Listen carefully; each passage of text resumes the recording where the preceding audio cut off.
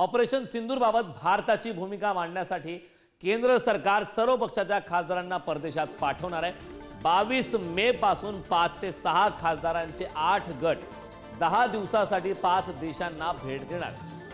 पहलगाम येथे झालेला दहशतवादी हल्ला आणि ऑपरेशन सिंदूरशी संबंधित माहिती हे खासदार तेथील सरकार आणि सामान्य लोकांना देतील।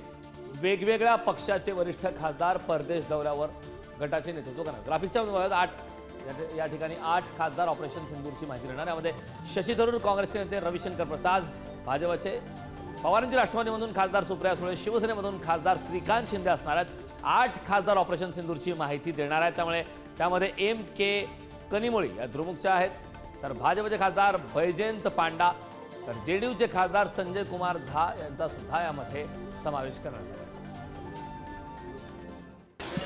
खरी न्यूज लोकांपर्यंत आणि विशेषतः विविध देशांमध्ये पोहोचली पाहिजे।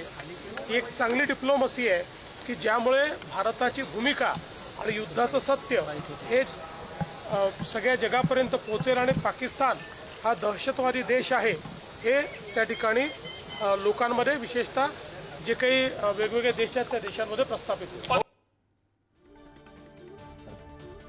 खासदारांचे 8 गट हे 5 देशांनाही माहिती देणार। तर याबाबत मंत्री संजय शिरसाट यांनी काय प्रतिक्रिया दिली पाहूया। नीती आखलेली आहे की सगळ्या देशामध्ये जाऊन वस्तुस्थिती काय आहे त्या देशाच्या पंतप्रधानाला किंवा त्यांच्या असलेल्या त्या व्यवस्थेला सांगा आणि यामध्ये त्यांनी प्रत्येकाचा सहभाग घेतलेला आहे। पार OAC पासून ते सुप्रिया सुळेपर्यंत सर्व त्याच्यात मध्ये आहे। मग यासाठीच की आमची एकता किती ही मजबूतीचं चित्र सुद्धा दिसेल आणि आम्ही एक आहोत। आमच्याबरोबर लढायला जर कोणी जरी आलं तर आम्ही पक्षभेद सर्व बाजूला ठेवून लढण्याच्या भूमिकेत असतो। मला वाटतं याचं स्वागत केलं पाहिजे।